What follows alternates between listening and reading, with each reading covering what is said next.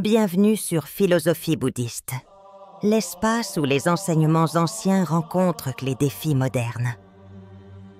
Ici, nous explorons la sagesse du Bouddha pour cultiver la paix intérieure, la compassion et l'épanouissement. Avez-vous déjà eu l'impression qu'une rencontre ou un lien avec une personne était bien plus que fortuit? Cette sensation, ce moment où le temps semble se suspendre et où deux âmes semblent se reconnaître, comme si elles s'étaient déjà croisées dans une autre vie. Ce genre de connexion, qui semble échapper de la réalité ordinaire, est souvent perçu comme un appel du destin. L'amour, cette force universelle, est plus qu'un simple sentiment. Il est souvent décrit comme un phénomène spirituel qui dépasse les limites du temps, du lieu et de l'expérience physique. Le destin, en tant que force invisible, guide les rencontres qui semblent être prédestinées, unissant deux personnes d'une manière qui ne peut être expliquée par la logique humaine. Mais pourquoi ces connexions, si profondes et intenses, semblent-elles toucher notre âme d'une manière que rien d'autre n'a jamais pu faire? Le véritable amour est souvent perçu comme quelque chose de plus grand que la somme des parties, une force qui nous pousse à grandir, à évoluer et à nous transformer de manière que nous ne pouvions jamais anticiper. Mais si tout cela n'était pas dû au hasard, mais à une symphonie orchestrée par l'univers lui-même? Dans les enseignements du zen et du bouddhisme, l'amour n'est pas simplement un lien émotionnel ou un échange de désirs. C'est un voyage spirituel qui relie deux âmes, souvent au-delà des frontières de l'espace et du temps. Cette idée de l'amour véritable repose sur la notion que nos chemins sont tissés par le destin, et qu'au-delà de la surface des relations humaines, un fil invisible tisse des connexions profondes et éternelles. Ce qui semble être une rencontre ordinaire peut en fait être l'écho d'une rencontre déjà marquée par l'univers. Dans la philosophie bouddhiste, le destin n'est pas vu comme un chemin préécrit, mais plutôt comme un ensemble de possibilités qui se dessinent à partir de nos actions, pensées et intentions. Selon les principes du karma, chaque choix que nous faisons génère une énergie qui influence le cours de notre vie, et ce, de manière à la fois subtile et profonde.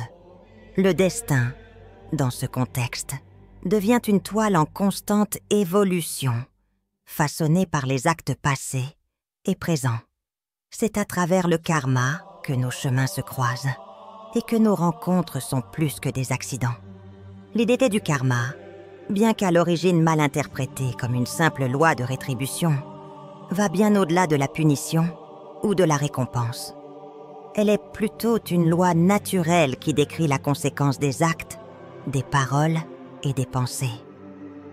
Lorsque nous agissons avec amour, compassion et bonté, nous attirons à nous des expériences et des relations qui résonnent avec ces énergies positives. En revanche, les actions empreintes de haine, d'ignorance ou de colère génèrent des conséquences qui créent des obstacles et des souffrances.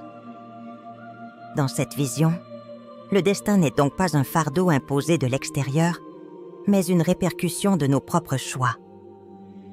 Le bouddhisme nous enseigne que ce que nous vivons aujourd'hui, nos relations et nos expériences sont en grande partie les résultats des choix et des actions passées.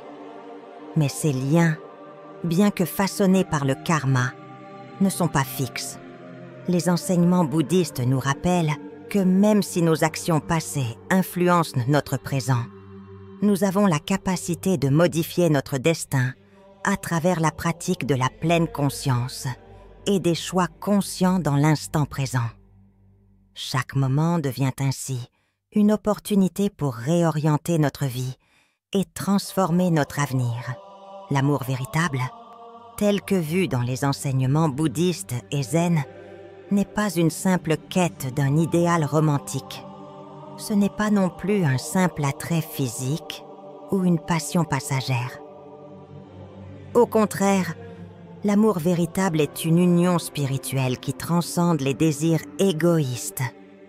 C'est une forme d'amour qui ne dépend ni du temps, ni des circonstances extérieures. Il est perçu comme une connexion profonde entre deux âmes, un échange de compassion, de compréhension et de croissance mutuelle. Le bouddhisme enseigne que l'amour véritable est celui qui permet aux individus de se soutenir mutuellement dans leur voyage spirituel.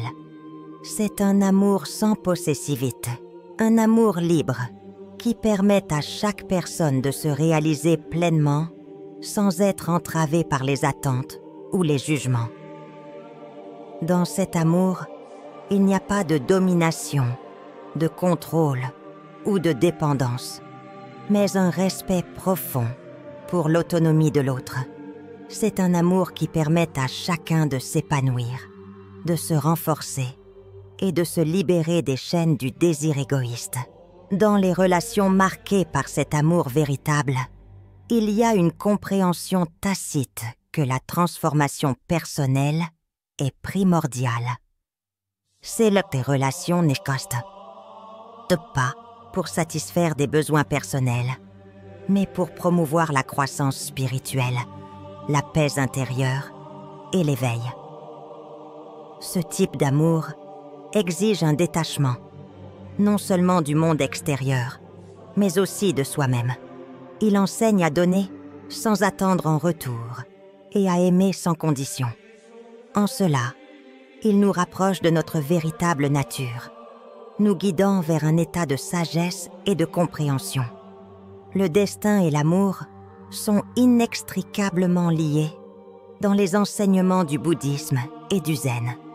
Ces traditions nous rappellent que les rencontres significatives dans nos vies ne sont pas des accidents, mais des résultats de l'harmonie de nos actions passées et présentes. Selon ces enseignements, deux âmes se retrouvent parce qu'elles sont prêtes à s'élever ensemble dans un chemin de croissance mutuelle. Il n'y a pas de place pour la chance ou le hasard dans cette vision. Chaque rencontre a un but profond, une leçon à enseigner, une vérité à découvrir. Le destin, loin d'être un simple processus passif, devient alors un guide qui nous aide à trouver et à reconnaître l'amour véritable lorsque le moment est venu. Mais le destin n'impose pas seulement des relations harmonieuses. Il peut aussi nous confronter à des relations difficiles, des périodes de souffrance et de séparation. Ces moments ne sont pas des punitions, mais des opportunités d'apprentissage et de transformation. À travers ces défis, le destin nous enseigne des valeurs profondes comme la patience, la persévérance et la capacité de lâcher prise. Dans cette dynamique, l'amour n'est pas seulement une récompense, mais un chemin d'éveil. Il nous apprend à nous libérer de nos attaches, de nos peurs et de nos attentes, et à nous ouvrir à une expérience plus vaste, plus profonde. Le destin, dans sa sagesse infinie, guide les âmes à se retrouver au moment parfait, au moment où elles sont prêtes à s'épanouir ensemble, à évoluer ensemble. Cette connexion spirituelle entre le destin et l'amour transforme non seulement les individus, mais aussi le monde autour d'eux. Avez-vous déjà ressenti qu'il vous manque quelque chose de profond dans votre vie? Quelque chose qui vous empêche de vraiment comprendre la nature de vos relations, de vos émotions, de vous-même? La méditation et la pleine conscience offrent une réponse puissante à cette quête. Ces pratiques ne sont pas seulement des outils de relaxation ou de gestion du stress. Elles sont des clés spirituelles qui permettent de se connecter à un niveau profond de notre être. En zen et dans le bouddhisme, La méditation est bien plus qu'une simple pratique. C'est un moyen d'éveiller notre conscience et d'aligner nos actions avec le flux naturel du monde. Quand nous pratiquons la méditation, nous apprenons à observer nos pensées sans y être attachés. Nous devenons des spectateurs de notre propre vie. Nous voyons nos émotions sans jugement et nous nous détachons des attentes et des besoins qui gouvernent souvent nos comportements. Cette prise de recul nous permet de voir le monde tel qu'il est réellement, sans les filtres de nos désirs personnels ou de nos peurs. Le but de la méditation n'est pas de fuir la réalité, mais de nous aider à la percevoir dans toute sa clarté et sa simplicité. La pleine conscience, quant à elle, nous encourage à être présents à chaque instant, à vivre ici et maintenant, sans nous laisser submerger par les préoccupations du passé ou du futur. Cela nous aide à être plus conscients de l'impact de nos actions, de nos paroles et de nos pensées sur les autres. Lorsque nous pratiquons la pleine conscience, nous devenons plus réceptifs à l'amour véritable, celui qui ne cherche pas à posséder ou à contrôler, mais celui qui soutient et permet à chacun de se développer dans sa propre lumière. Ces pratiques sont essentielles dans le cadre des enseignements bouddhistes sur l'amour. Elles nous aident à purifier notre cœur, à nous débarrasser des égoïsmes et des attachements qui nous empêchent de vivre pleinement nos relations. En méditant et en étant présents, nous ouvrons la voie à un amour plus authentique, un amour qui n'est pas basé sur des attentes, mais sur une pure appréciation de l'autre, tel qu'il est, dans toute sa beauté et son imperfection. Tout au long de notre existence, nous avons l'impression que notre âme voyage, cherchant des réponses, des vérités, des connexions. Ce voyage n'est pas linéaire. Il est marqué par des hauts et des bas, par des moments de clarté et de confusion. Dans les enseignements bouddhistes, ce voyage de l'âme à travers le destin et l'amour est perçu comme un chemin de purification, de transformation et d'illumination. Ce voyage implique que nous nous libérions de l'illusion de séparation et que nous reconnaissions l'unité fondamentale de tout ce qui existe. Chaque rencontre, chaque relation, chaque événement de notre vie est une étape dans ce voyage. Parfois, nous pouvons être séparés de ceux que nous aimons, traverser des périodes de solitude et de souffrance. Mais tout cela fait partie de notre développement spirituel. Chaque séparation, chaque perte est une invitation à aller à l'intérieur de soi, à trouver l'amour non pas à l'extérieur, mais dans les profondeurs de notre propre être. C'est un rappel que l'amour véritable ne dépend pas de la présence physique de l'autre, mais de notre capacité à aimer de manière inconditionnelle, à nous aimer nous-mêmes et à nous connecter à la source divine qui nous habite. Ce voyage de l'âme, souvent semé d'embûches, est une recherche de sens et de vérité. À travers nos relations, nous découvrons non seulement les autres, mais aussi nous-mêmes. Nous apprenons à voir au-delà des apparences et à reconnaître l'âme de l'autre, même lorsque cette reconnaissance est perturbée par nos propres blessures ou projections. C'est un voyage d'éveil, dans lequel nous sommes amenés à comprendre que tout ce qui arrive, qu'il s'agisse de bonheur ou de souffrance, est une opportunité d'évoluer spirituellement. Le destin et l'amour, dans cette vision bouddhiste, sont des guides qui nous aident à comprendre que tout est interconnecté. Nos vies sont tissées de relations karmiques, qui sont le résultat de nos actions passées. Et chaque rencontre est l'occasion d'accueillir la transformation. Nous sommes appelés à accepter la fluidité du destin à ne pas nous accrocher aux attentes ou à l'idée que l'amour doit se manifester d'une certaine manière.